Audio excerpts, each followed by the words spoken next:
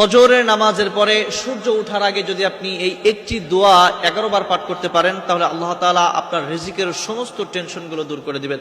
নবী করিম সাল্লাল্লাহু আলাইহি ওয়াসাল্লাম বলেছেন, যদি কোনো ব্যক্তি ফজরের নামাজের পরে সূর্য ওঠার আগে একটি দোয়া করে, তাহলে তার কখনো রিজিকের টেনশন থাকতে পারে না।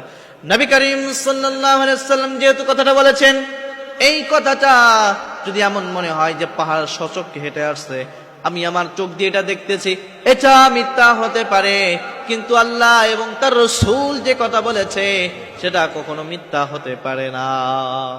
এজন্য আপনারা প্রত্যেকটা মানুষ ফজরের নামাজের পরে সূর্য ওঠার আগে এই দোয়াটা কেউ কখনো মিস করবেন না।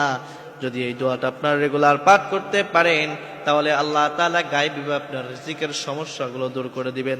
আপনার কখনো কোনো মানুষের কাছে হাত পাতা লাগবে না, সব সমস্যাগুলো আল্লাহ তাআলা দূর করে দিবেন।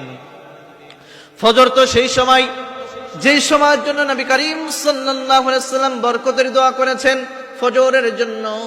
এইজন্য এই ফজরটা অত্যন্ত বরকতময়। ফজরের ফজিলত আল্লাহ তাআলার কাছে অন্য সমস্ত নামাজের চাইতে সব চাইতে বেশি। শুধু তাই নাই, ফজরের আগে যে সুন্নাত রয়েছে, এই সুন্নাত দুনিয়া এবং আসমানের ভিতরে যা কিছু রয়েছে সব চাইতে বেশি ফজিলতের। এজন্য আপনারা এই নামাজ কখনো মিস করবেন না। ফজরের নামাজ শেষ করার পরে সূর্য ওঠার আগে আগেই এই দোয়াটা 11 বার পাঠ করবেন। দোয়াটা কি? সুবহানাল্লাহি ওয়া বিহামদিহি, সুবহানাল্লাহিল আযীম ওয়া বিহামদিহি আস্তাগফিরুল্লাহ। কত চমৎকার একটা দোয়া! সুবহানাল্লাহি ওয়া বিহামদিহি, সুবহানাল্লাহিল আযীম ওয়া বিহামদিহি আস্তাগফিরুল্লাহ। এই দোয়াটা আপনারা যদি 11 বার পাঠ করতে পারেন সূর্য ওঠার আগে, আল্লাহ তাআলা আপনার রিজিকের টেনশন দূর করে দিবেন। আপনার কখনো রিজিকের অভাব হবে না, রিজিক আপনার কখনো কমবে না।